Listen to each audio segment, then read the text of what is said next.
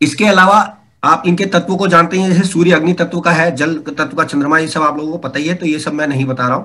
शरीर के अंग ये भी आप लोगों को पता ही होंगे। सूर्य हड्डी बताता है, चंद्रमा रक्त बताते हैं, और जो मंगल है वो मज्जा, बोन मैरो जिसे बोलते हैं वो बताते हैं। बुध स्किन बताता है, गुरु चर्बी बताता है, और शुक्र स्पर्म यानी वीर्य बताता है। शनि स्नायु नसों को बताता है, नाड़ियों को बताता है। राहु भी हड्डियों को बताता है, लेकिन ऐसी हड्डियां जो खोखली होती हैं। और केतु पैर के पंजे की हड्डी बताता है। ये मैंने थोड़ा सा इंट्रो टाइप बता दिया आपको, आप कहोगे तो मैं लिख के भेज भी दूंगा। और पद में भी आपको पता ही है कि किस किस को पद दिया गया है, वो सब आप लोग जानते ही हैं। दो ग्रहों को ज्यादा इंपॉर्टेंस रखना। तो फिर क्या चीज? अगर नर्वस सिस्टम देखना है तो फिर मरकरी देखना शनि होगा। शनि शनि शनि स्नायुओं का कारक शनि है। नर्वस सिस्टम यहाँ पे शनि नर्वस का कारक, नर्वसनेस का कारक शनि है, ठीक है ना। स्नायु का कारक शनि बनेगा। बुध चमड़ी के लिए, स्किन के लिए बुध को देखा जाएगा, नसों के लिए भी बुध को देखा जाएगा, ठीक है। अब एक चीज और इसमें इंपॉर्टेंट आती है कि इसमें जो पद है वो आपको पता ही है, सबके वही बराबर उसमें भी रहते हैं, प्रश्न में भी। सिर्फ दो पे जो विशेष तौर से ध्यान दे दीजिएगा, दैट इज गुरु और शुक्र। ये दोनों मंत्री पद में रखे गए हैं,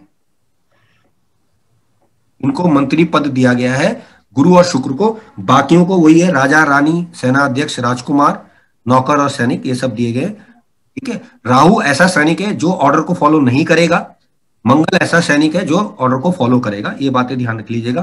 केतु को कुछ भी काम नहीं दिया गया है, बिकॉज केतु का सिर नहीं होता है। और मंत्री दोनों गुरु शुक्र का, गुरु गुरुत्व वाला मंत्री है, अच्छी पॉजिटिव बात बताएगा। जैसे अगर हम इसी प्रश्न के इसी कुंडली में खोलें इस समय, और हम ये कहें कि भाई मैं चाहता हूं इस समय शादी कर लूं, तो क्या मुझे करनी चाहिए? तो मेरे पास अगर आएगा प्रश्न तो मैं क्या कहूंगा कि भाई अगर लड़की बड़ी मिल रही हो तो कर ले, इस समय योग बना हुआ है। क्यों बोल रहा हूं मैं ऐसा? शनि बैठे हुए वहां पे सातवें में, शनि शुक्र के साथ बैठा है, और गुरु कौन है यहाँ पर? जो के साथ है ना, पॉजिटिव है वो, भले ही वो नीच का है, ठीक है, लेकिन वो पॉजिटिव है क्योंकि वो साथ में बैठा हुआ है, ठीक। वो अब वहीं अगर हम शुक्र को देखें, अगर शुक्र से पूछा जाए तो भैया जैसी भी मिल रही चुपचाप लेके बैठ जा, काम कर ले फटाफट।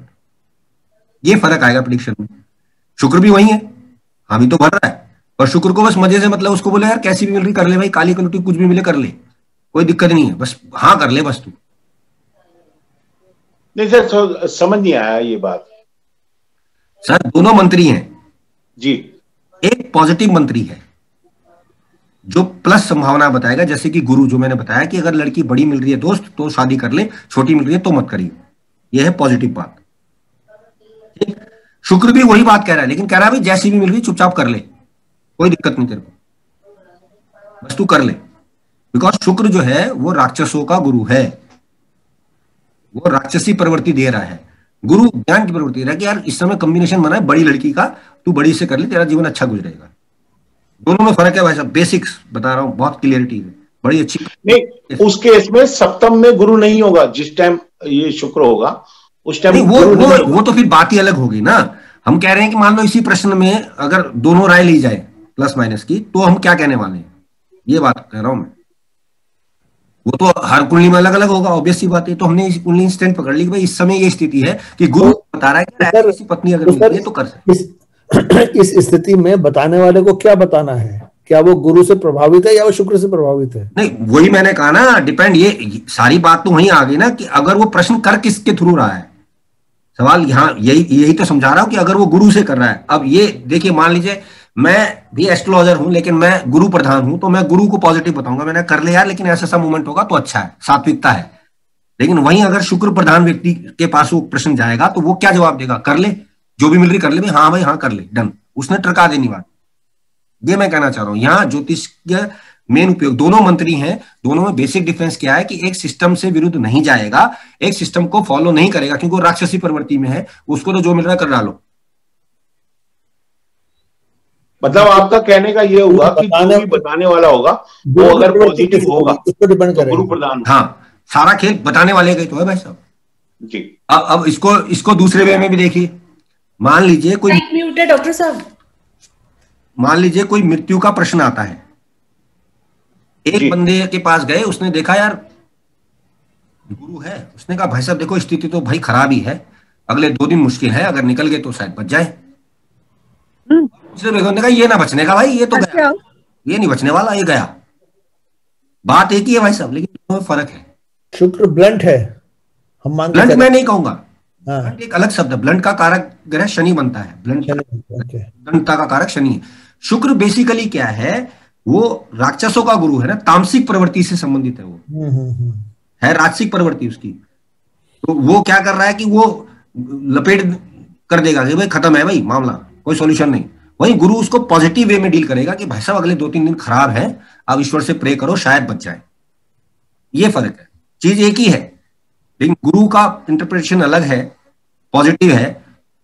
शुक्र को इससे मतलब नहीं कि पॉजिटिव है कि नेगेटिव है, उसका तो काम खत्म है, उसकी प्रवृत्ति। मतलब बात दोनों ने कही, एक मन को भाने वाली और एक हाँ ये। लेकिन यहाँ पर सबसे अच्छी बात प्रमोद जी की है कि यहाँ पर गुरु और शुक्र तो इकट्ठे हैं इस अवस्था में, हर कुंडली में ऐसा होगा, सीधी बात ये। तो प्रश्नकर्ता का प्रश्न भी उसी हिसाब से हो जाएगा। ये तो यहाँ मैंने इसलिए 2-3 बातें आपको समझाई हैं। सर एक बेसिक क्वेश्चन ये है कि जैसे कुंडली में हम लगन कुंडली, चंद्र कुंडली, नववा, D10 ये सब देखते हैं, मगर प्रश्न कुंडली में सिर्फ लगन कुंडली देखेंगे। लगन कुंडली मेन लगन कुंडली है सिर्फ, बस। और उसकी डिग्री देखेंगे ट्रांजिट के लिए। हाँ वो, और अगर द्वि स्वभाव लगन आया तो जैसे मैंने बताया वो भी देखना पड़ेगा, क्योंकि प्रश्न डिपेंड करेगा कि प्रश्न किससे रिलेटेड है। जैसे इसमें कोई व्यक्ति D9 नहीं देखते हैं किशोर जी, इसमें D9 नहीं देखते? नहीं, प्रश्न में D9 नहीं देखा जाता, क्योंकि D9 का एक वो है कि ये 3 डिग्री 20 मिनट 10 मिनट में बदल जाएगा, तो प्रश्न की वैल्यू खत्म हो जाएगी।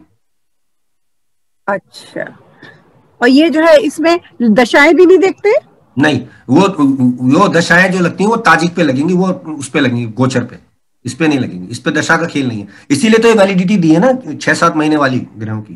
क्योंकि प्रश्न में तो फिर ट्रांजिट लगा दोगे भाई, शनि तो अभी आज जो है 11 डिग्री का है भाई, अभी तो 19 महीने बाद बदलेगा शनि। तो जितने कर्क लगन के लोग हैं उन्हें इस समय बड़े उम्र के लोगों से शादी करनी चाहिए? हाँ, अगर इस समय अगर रिश्ता हो रहा है तो ऐसा कर सकते हैं, योग बना हुआ है।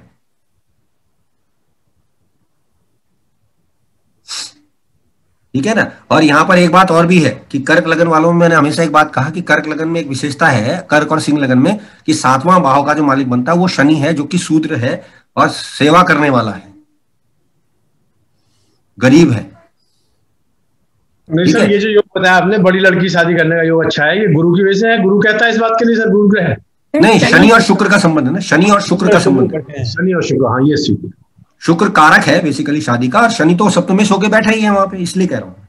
और लड़की होगी तो उसे फिर छोटी उम्र के लड़के से शादी? उसमें छोटा, लड़की में उल्टा होता है, ये बात ध्यान रखिएगा बिल्कुल। क्योंकि लड़की की कुंडली तुला लगन से ज्यादा चलती है ना, हम मेष से देखते हैं मर्दों के लिए, तो ये कॉम्बिनेशन उल्टा पड़ जाता है। यानी कि लड़की बड़ी होगी एज में। हाँ, अब इसी से एक प्रश्न लेते हैं जी। कोई लेडी, अभी लेटेस्ट लगवा रहे थे ना। नहीं, अगर इसी को मान लें, अगर कोई व्यक्ति आके कहता है कि मुझे पत्नी से मिलने जाना है, कब जाऊं? अच्छा। या व्यापार करने जाना है, कब जाऊं? तो कैसे जवाब देंगे? जब चंद्रमा इसमें आ जाएगा मकर राशि में। वेरी वेल, बहुत बढ़िया। कितने दिनों में पहुंच जाएगा ये? 2, 5, 2, 7, 8वें दिन पहुंच जाएगा। ग्रेट, ये आपका सटीक प्रेडिक्शन आया। यानी लगन उस भाव में कब पहुंचेगा? हाँ, चंद्रमा। हाँ, वो लगन का मालिक वही है ना, लग्नेश का बस ये। तो अगर प्रश्न आया तो आप ये कह सकते हैं कि भाई इस समय क्या पत्नी दूर रह रही है तुम घर में अकेले हो, पत्नी अपने मायके गई हुई है। मायके क्यों बोल रहा हूँ? क्योंकि सप्तमेश अपने घर का है शनि। ठीक, प्रश्न ये वैलिड कर देगा कि हाँ भाई साहब, और 8 दिन बाद लेने जा रहे हो? हमने कहा हाँ जी बिल्कुल जा रहा हूं, तो ये इस समय इंस्टेंट जवाब आ जाएगा। ठीक, और यहाँ एक बात और भी देखिएगा, ये 7वां घर बड़ा पावरफुल है। ठीक है, अब 7वें घर में बृहस्पति भी बैठा है, शुक्र भी बैठा है, सर सूर्य भी तो है ना? सूर्य भी है। अब कारकों को अगर हम जोड़ दें, सूर्य कुटुंब परिवार का मालिक होकर शादी के घर में है। ठीक है जी, माँ बाप भी हैं। ठीक है, और गुरु जो है वो नवमेश होके फादर है।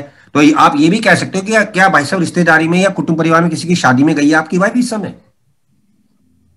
ये इसलिए खोल रहा हूं, ठीक है ना। तो आप ये भी कह सकते हो कि भाई पत्नी किसी की शादी में गई थी क्या वहां पे, ठीक। चलिए खैर ये तो एक आम बात होगी। अब बात करते हैं आगे की। कार्येश एक शब्द आता है, जैसे किस कार्य स्वामी जो था जिसका रिलेटेड कार्य की बात हम कर रहे हैं, जैसे 7th लॉर्ड पत्नी का था, सप्तम शनि, तो वो कार्य का स्वामी है। वहीं आपसे मैं ये पूछूं कि भाई इसकी पत्नी इसके पास कब आएगी,